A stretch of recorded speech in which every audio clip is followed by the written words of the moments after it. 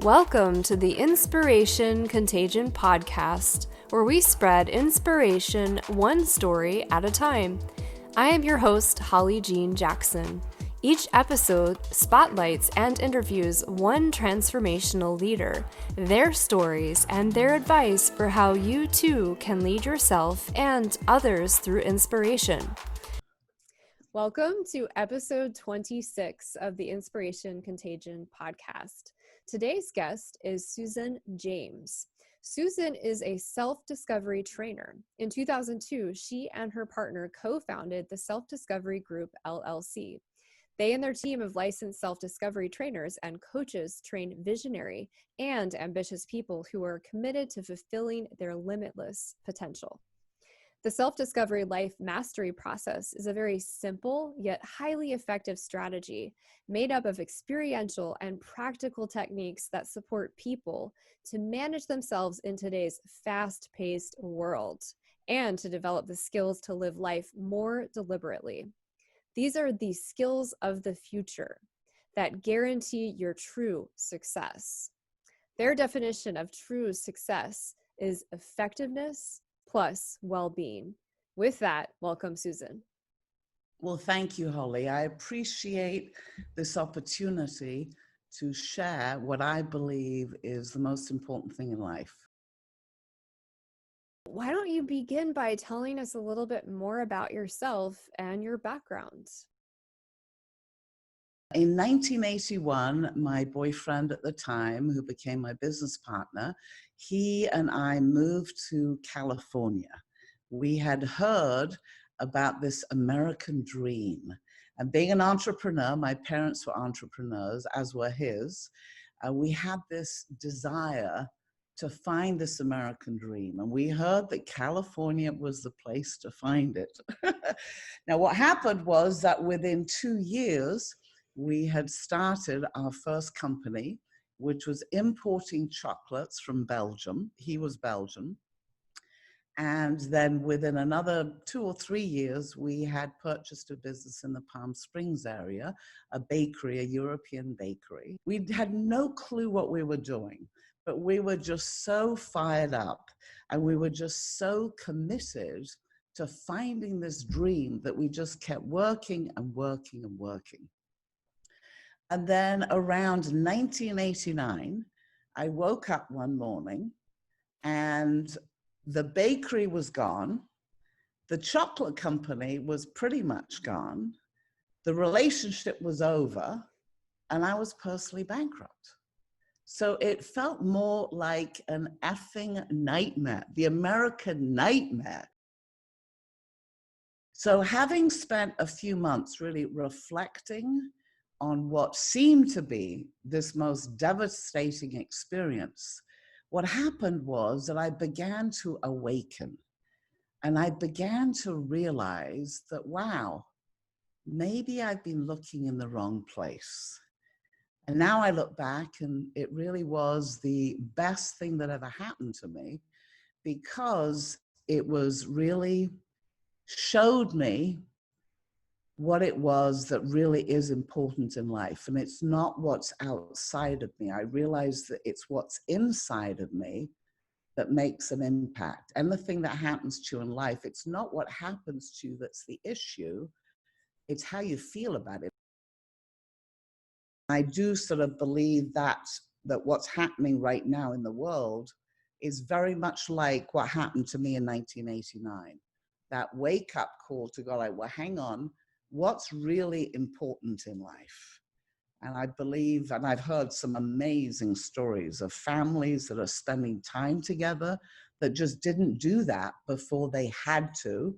And I've also heard some horrible stories. What you just tapped into is actually some physics, and that is the duality of the universe that we're in. You know, we are in a universe, and the construct of that universe is duality. You can't have day without night, good without bad, happy without sad.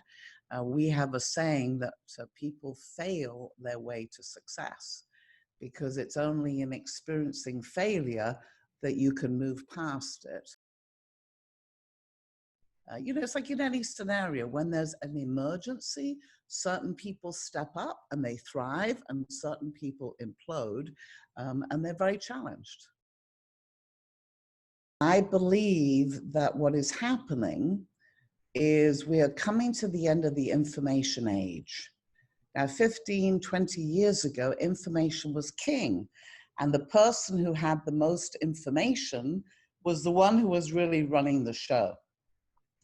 In today's world, most people have come to the realization that having more information really doesn't make a difference. The new age is about being able to master oneself, to be able to master the mind, to be able to quieten the mind, to be able to master yourself, master your attention. And I was looking for the answer. And so I'd heard about this meditation thing, but my mind was so busy, I just really couldn't get into meditation. But there are a small percentage of people who are awakening right now. And they realize, they have come to the realization that they are the ones who are in their own way. There's that saying, I have found the enemy. Oh, it's me. If you're obsessed with thinking and you can't stop thinking, I mean, for me in the past, that was absolute hell. So to have a very simple strategy to be able to quieten the mind, to be able to be aware and present, to direct your attention. I believe that the number one addiction that nobody talks about is thinking. In order to tap into the other place where the answers come from, one is the mind, the other place that answers come from is intuitive wisdom. And in order to be able to access that intuitive wisdom, you have to let go of the mind. You have to be here now, because then you can hear it. I believe, Holly, that every single one of us is here for a very specific reason. I believe that we're here for a purpose. I believe that we are here to fulfill that purpose, to become the best that we can be. We start something, we have a dream, we have a vision, and we start it. And then boom, because of duality, we hit up against resistance. Do you know how many people at that point, they quit? They stop. They just give up. When you're present, or the more that you develop the skills, because it's very simple skills, that's all it is a skill set. It's not complicated. It is very simple, not always easy, but very simple. Now, as you do that, and you can be more present, you tap into that unique purpose that you are here for and the answers. This information age that's coming to an end is full of supposedly the answers. Everyone's trying to tell you what the answer is, which is great. But guess what? It's the answer for them. Nobody has your answers but you. Because we train people in very simple techniques so that they can tap into themselves. And I believe if you're listening to this, you know exactly what I'm talking about. The skills, the self-discovery techniques, they're just simply how we function. This is not some fandangled, made-up strategy. It's how we function. If you know how to function, then you can use that more deliberately. When we understand our own operating system more effectively, then we can manage it, and it can give us more of what we want. Success is how you feel about yourself. And I can use this example for anyone who's listening. Just put your attention on a day that you get out of bed and you're just feeling really good. Now, how's your experience with the family, perhaps before you leave, if you're leaving to go to work, or if you're staying home and working? How's your experience on a day when you feel really good about yourself? Doesn't it work magically? Don't you suddenly hear from that person you were just thinking about? The check arrives in the mail, you get that new deal, things just flow, the children behave, your team is performing really well. Aren't those amazing days? Now, on the other side, just put your attention on how it feels on a day when you get out of bed and you do not feel good. How does that day go? Does not go so good, right? It's all about how am I aligned with myself. Again, going back to the angel and the devil. How much am I aligned within me? The more aligned I am with myself, the more success and winning and thriving, not only, Holly, am I going to experience in my own life, but I'm going to experience in those around me. So in my world, the good of the whole begins with the individual. The more that I'm okay with me, and in the beginning, believe me, when the mind used to run me and things were not ideal, so I learned step by step to get more good with me. The more good that I got with myself, the more good I was with everyone around me and the world. Now just imagine if everybody felt just a little bit better about themselves every day. What would the world look like? People would not be lashing out. They wouldn't be hating on each other.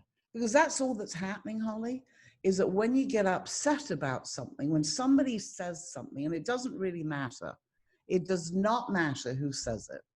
But if somebody says something and it really hurts you or it pains you, then boom, the reaction is to lash out.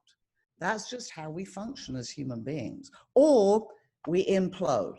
Either we lash out or we implode, and then it festers inside.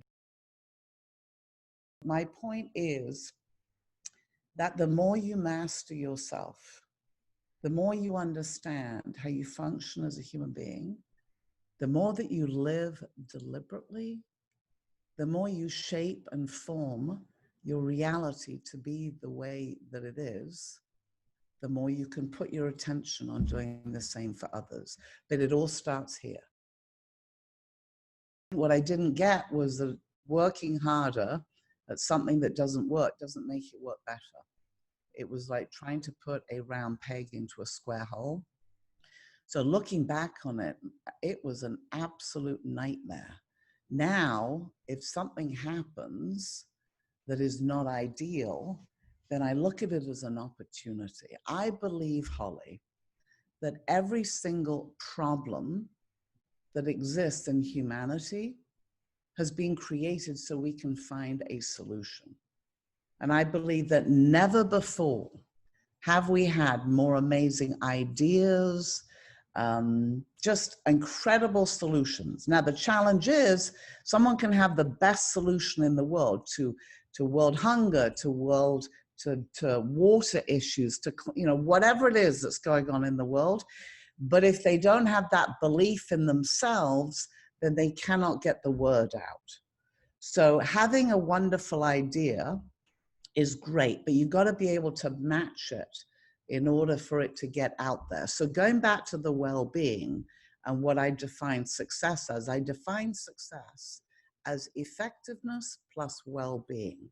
A lot of people are effective, but they don't have any well-being. I mean, I've trained people who are extremely successful financially, for example, and their goal is the next level of success. And so they've taken on a self-discovery trainer because they were committed to actually enjoying it, to having well-being. Because what's the point in working so hard if you're not actually enjoying your life? If you're not alive, if you don't feel good about yourself, what's the point?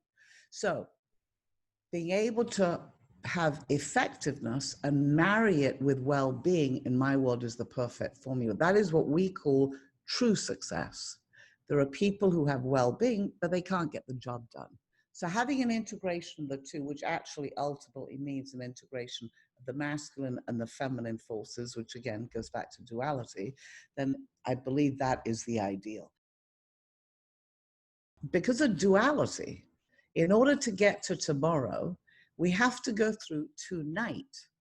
So if tonight is the challenge and tomorrow's the reward, the only way I can get to the reward is to experience the challenge, going back to the comment I made about failing your way to success. So I believe that true mastery or true success is true mastery, mastery of oneself. Because the more that you are being and you're mastering your being, the more that you can master whatever it is that you do, and the more that you can be aligned with your true purpose. And I believe the more aligned you are with your true purpose, the more you're tapped into the natural flow of life. Synchronicity. Synchronicity. What if synchronicity is normal? What if it's normal to think of somebody and boom, they call you? What if that is normal? Imagine if more people were living that way, the world would look very different. There are really 5 components of the skills of the future. And the first one is awareness. The more that a person can manage their mind, the more they can be self-aware, the more they can direct and shape and form their reality. This is why people are fragmented, because their physical body is in one place and their attention is somewhere else. They're thinking about something else. Nothing wrong. This is how we function as human beings. Very few people are actually present and aware and aligned. So by managing your attention, you manage what it is you're creating. So if you were to ask me what the model of the future is, I would say it's very simple, both for companies and individuals. It is vision and purpose-based. The thing is this: getting up in the morning just to do the same old, make another buck or whatever it be, is not very inspiring. People are past that, they're over that. They've realized, as I did, that that American dream out there is not fulfilling. And the most important thing that people want to be able to do when they put their head on their pillow at night, is to feel good about themselves, to feel as though they made a difference. So being driven by purpose and vision, fulfilling a vision and purpose is what makes people feel good. So purpose and vision driven businesses in the future are going to be, and a lot of that's happening. There are more and more businesses that are vision and purpose driven. In the life perspective that, by the way, we offer complementarily to anybody who is interested in doing what we call a life perspective, which is really an evaluation of where you are now, and start to look at the limiting beliefs that has the areas that are not ideal and why they are the way they are, and then to create a vision that is based on your ideals. So the vision is based on your ideals. It is unique to you. Nobody on this planet has the vision that you do, the message, the purpose that you're here for. And so from there also comes the mission. The mission is the doing. Like our vision is an enlightened civilization. My mission is I train people in the techniques so they can master themselves. And the end result is that vision. If that all makes sense, that follow through. Yeah, and I've walked through that with Susan myself, and it's a pretty profound experience, even if you've done a lot of other transformational programs or coaching. For me, one of the most interesting things that I walked away with was what my values were. It's interesting when you do this from a thinking perspective and what you think your values should be versus how Susan does it in a different way. So I encourage you to sign up because it's very transformational and profound. But when you're actually listening to your intuition and not your mind or on your values, it's very different. So it's very powerful. What's so profound about the technique that I've walked you through And that again, that goes hand in hand with anyone who would like that life perspective. This technique, which is so simple, it's the simplest form of meditation that exists, to be able to quieten the mind. The amazing thing is that as you practice that, you get more present, you suddenly see things that you've never seen before, because you're living so much in the mind. Most people are so living in the mind, they're not actually seeing reality. They're seeing their projection of reality. There's a saying that most people don't see the world the way that it is, they see it the way they are. So by being able to be present and aware, then you can do that. You can see things a lot more the way they are. What's the legacy that you wish to leave behind? The vision of an enlightened civilization becoming real. I have it on my wall over here. And we believe that that's going to happen by the year 2030. I even just got a license plate on my car that says EC 2030. EC meaning enlightened civilization. So we're clear that by the year 2030, it's going to get done. People will have food to eat. People will have shelter. And listen, there is no excuse. With all the resources, the talent, the amazing gifts that we have, there is no excuse that everyone on this planet not be thriving. So as we integrate more of that shadow, that resistance, that self fighting the self, and we hunker down more and more on that winning and that vision, that is what we're here to do. By the year 2030, an enlightened civilization will be a reality. That is what we're fully committed to. That's what we're playing out for. That is the biggest legacy I have heard yet from interviewing anybody on the show. So I love it. I love the boldness. I love the clarity, and I love the actual deadline. And knowing that you're going to achieve that is just very exciting and very inspiring.